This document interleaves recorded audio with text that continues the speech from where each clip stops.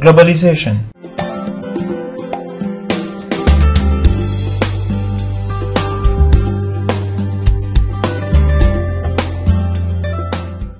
This chapter defines the scope of international business and introduces us to some of its most important topics.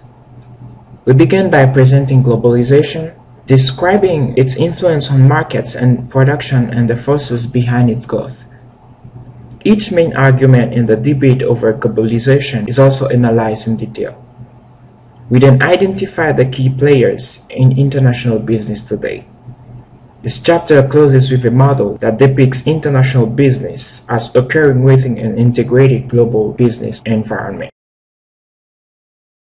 International business transactions. Globalization is reshaping our cultures, our political, legal, and economic systems, and affecting our standards of living. It alters the global pattern of trade and investment by expanding markets and multiplying production possibilities. International business involves all of us. Each of us encounters the result of international business transactions every day, whether we realize it or not. International business is any commercial transaction that crosses the borders of two or more nations. Imports are goods and services purchased abroad and brought into a country, while exports are goods and services sold abroad and sent out of the country. Technology makes it possible.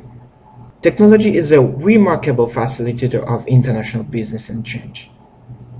A business is the use of computer networks to purchase, sell, or exchange products to service customers and collaborate with partners. Global talent makes it happen. The development and production now regularly occur on a global basis for many goods and services. Performing this globally increases firm efficiency and competitiveness. Globalization is the trend toward greater economic, cultural, political, and technological interdependence among national institutions and economies. It is marked by denationalization, which is not internationalization. It embraces concepts and theories from economics, political science, sociology, anthropology, and philosophy. Globalization of markets is the convergence in buyer preferences in markets around the world. The globalization of production is a dispersal of production activities to locations that help a company to minimize cost or maximize quality. Global marketing reduces marketing costs by standardizing activities. It creates market opportunities abroad if home is small or saturated. It levels uneven income streams for global seasonal products. Yet companies must not overlook buyers' needs. The benefits of global production include access to lower-cost workers to help cut overall production costs, access to technical expertise otherwise unavailable, and access to production inputs unavailable or more costly at home. Global challenges. The globalization of markets and production creates new challenges for companies, as well as the need to secure lengthy supply chains and distribution channels. Companies must secure their facilities, information systems, and reputations. Like the risks themselves, the challenges are also varied. First, companies should identify all potential risks to their facilities and develop a best practice property risk program. Second, they should guard proprietary information and confidential communication. And third, they should act ethically and within the law to protect their reputations. Now, take a few seconds and think about what you've just heard and read about globalization. And afterwards, try to answer this question. What benefits might companies obtain from the globalization of markets and the globalization of production?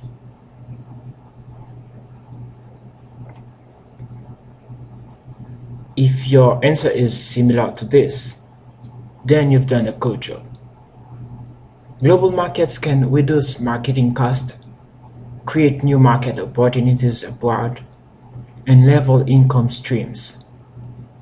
Global production can allow access to lower-cost workers, technical expertise, and production inputs.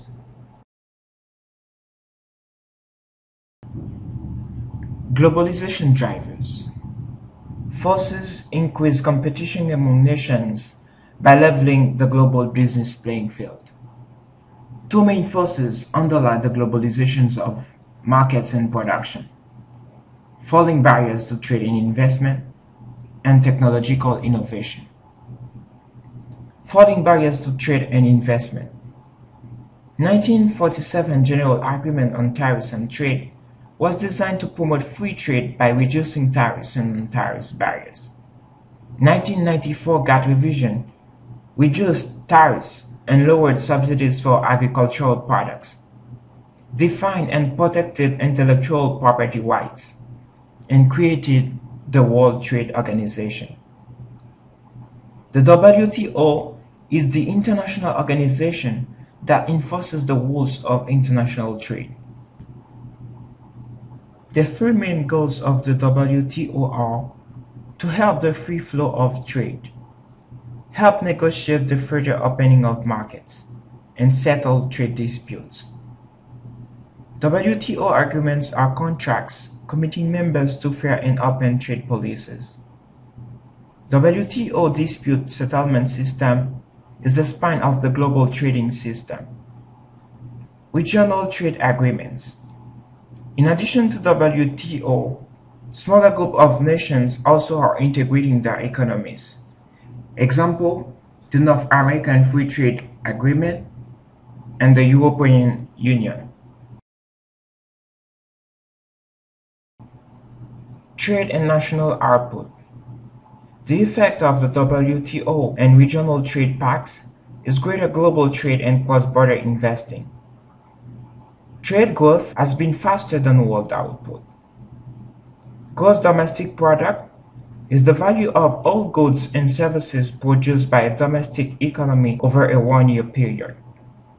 Gross national product adds income from international activities.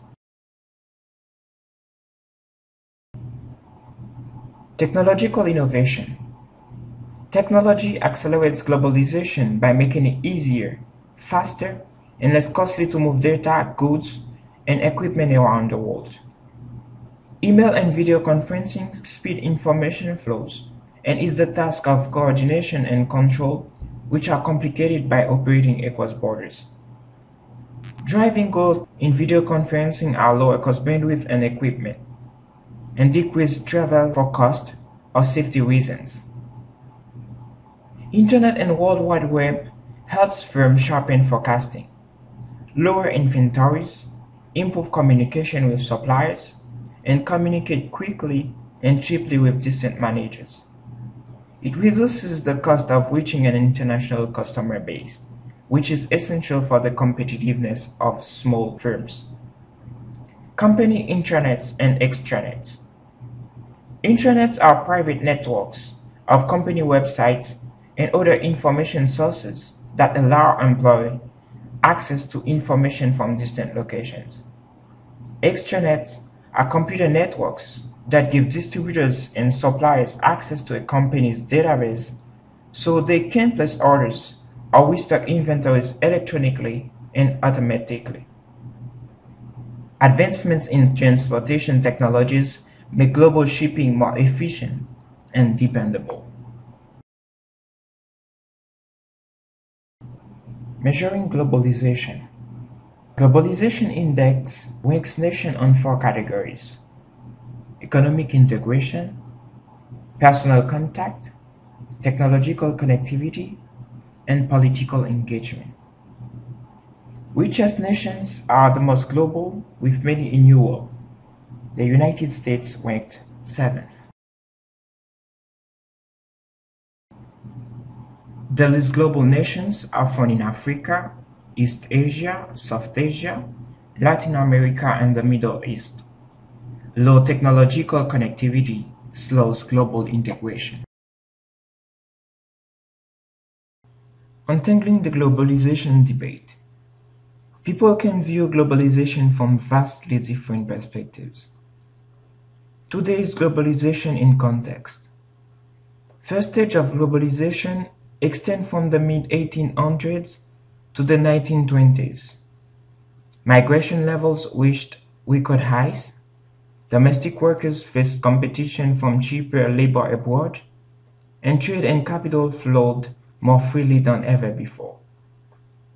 Drivers of that first stage of globalization were the steamship, telegraph, railroad, and later telephone and airplane.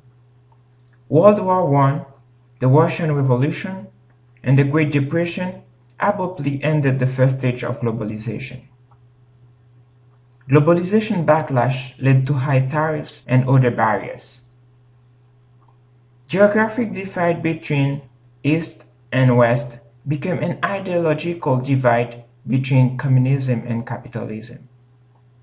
International capital flows regained their prior pace, but not until the 1990s. Drivers of this second age of globalization are communication satellites, fiber optics, microchips, and the Internet. Globalization debate is really complex because of the different lenses through which we view events around us. Later in this presentation, we'll explain the main argument of those who oppose the globalization and the responses of those in favor of it. Try to answer this question. Which one of these three concepts represent the value of all goods and services produced by countries' domestic and international activities over a 1 year period? If you choose gross national product, you had the right answer. Let's now engage a debate over globalization by examining its effects on jobs and wages, labor and environmental regulation, income inequality, national sovereignty, and cultures.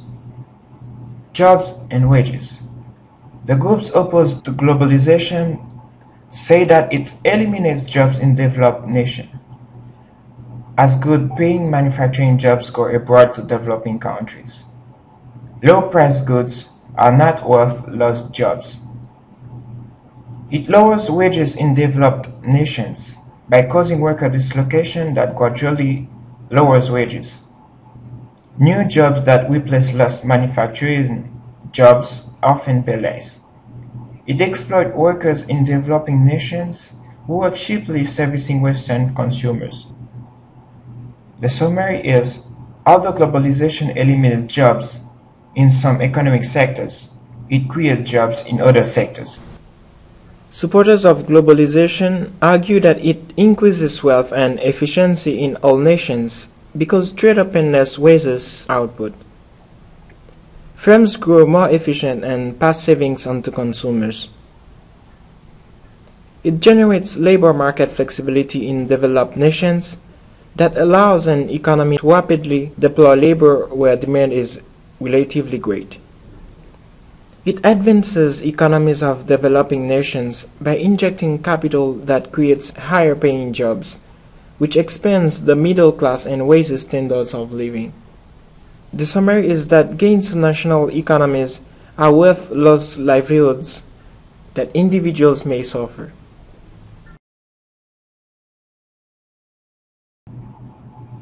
Globalization's impact on labor, the environment, and markets. Labor standards.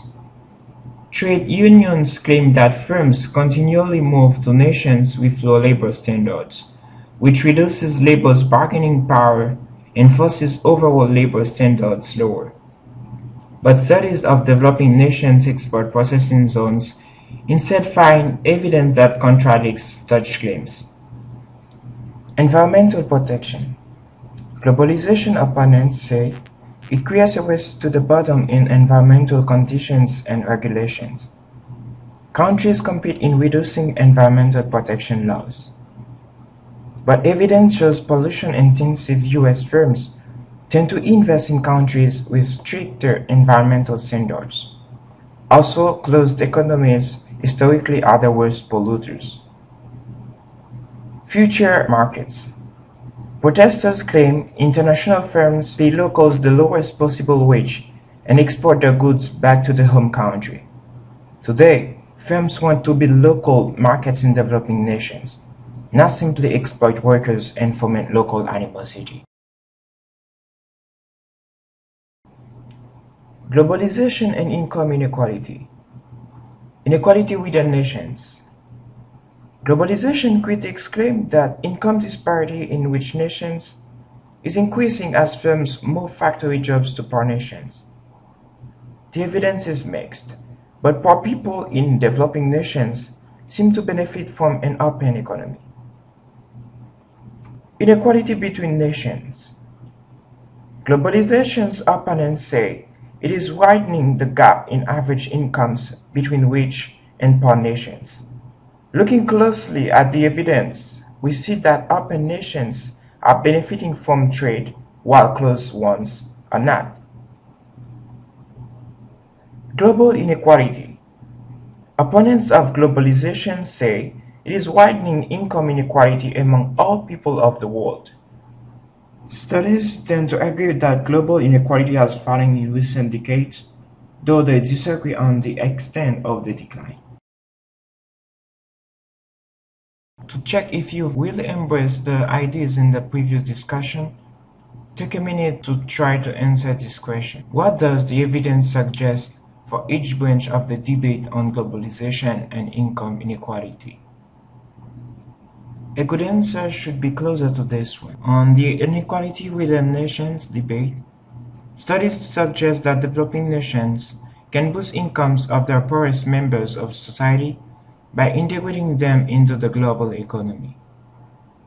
On the inequality between nations debate, it appears that nations more open to trade and investment go faster than wealthy nations, while sheltered economies are worse off.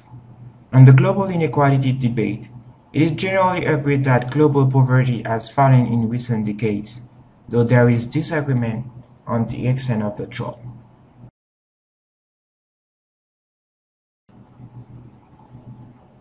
Globalization and national sovereignty.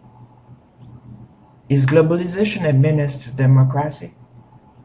Supranational institutions with international goals and appointed officials undermine national sovereignty and democracy. Elected officials undercut democracy and local and regional authority with international agreements on citizens' behalf. Is globalization a guardian of democracy? Globalization has helped spread democracy worldwide. Example, more democratic nations than ever. Some losses of sovereignty have had positive social impacts, as in human rights, workers' rights, and discrimination.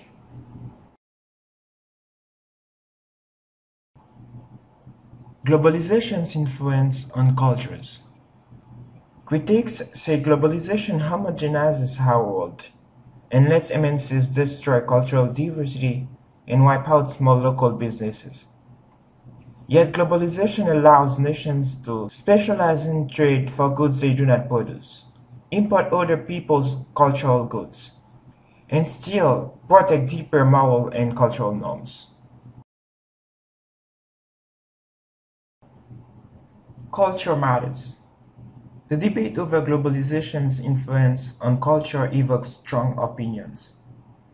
Some say globalization promotes sameness among cultures, while others say it fosters cultural individuality.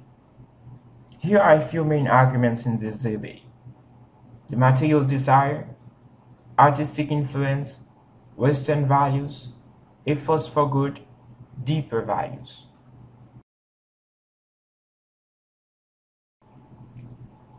Key players in international business. Large firms from developed nations once dominated, but firms from Brazil, China, and India now play a bigger role. Technological advancements allow small and mid-sized companies to better compete. Multinational corporations. An MNC is a business that has direct investment abroad in multiple countries. They generate significant jobs, investment, and tax revenue for the regions and nations they enter, providing the largest multinationals. If Walmart were a country, it would rank just beyond Switzerland in terms of economic power. Some MNCs have more employees than the smallest nations have citizens. For example, Walmart has more than 2 million employees globally. Entrepreneurs and small businesses. They are increasingly active in international business by exporting earlier and growing faster with help from technology.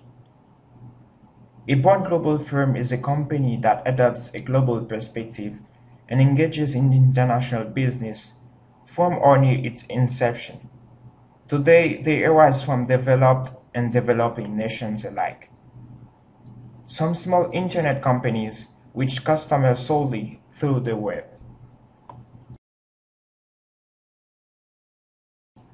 This figure is a comparing revenue of the world's 10 most global firms to the gross domestic product of selected nations.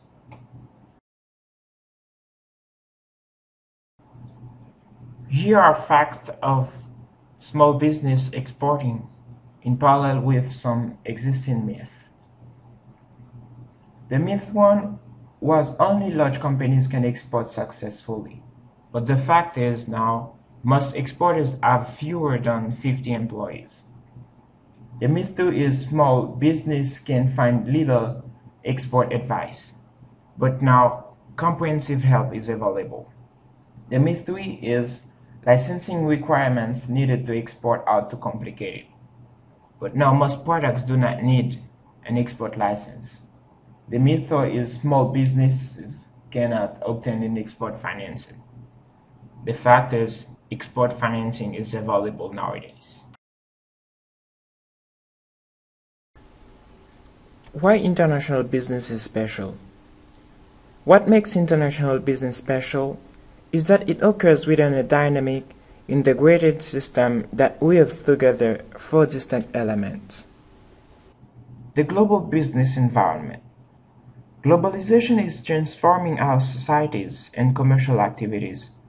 It also increases competition everywhere, forcing companies to be vigilant. Each national business environment consists of unique cultural, political, legal, and economic characteristics. Companies must be attentive to nuances and adapt products and practices as needed.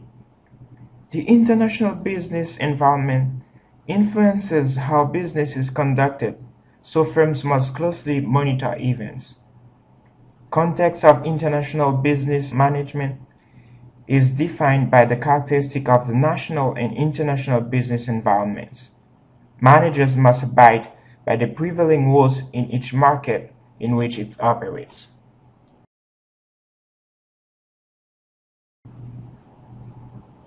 Recall our previous discussion. Which of the following concepts describes a model of international business as occurring within a dynamic and integrated system? The textbook you are using in this course describes a model of international business as occurring within a dynamic and integrated system called the global business environment. Bottom line for business. Harnessing globalization benefits. The most global nations tend to have the greatest equality, robust environmental protection, inclusive political systems, lowest levels of corruption, healthiest lifestyles, and be where women have achieved the most social, educational, and economic progress. The debate has opened a dialogue on how globalization can be harnessed to make its benefits exceed its costs.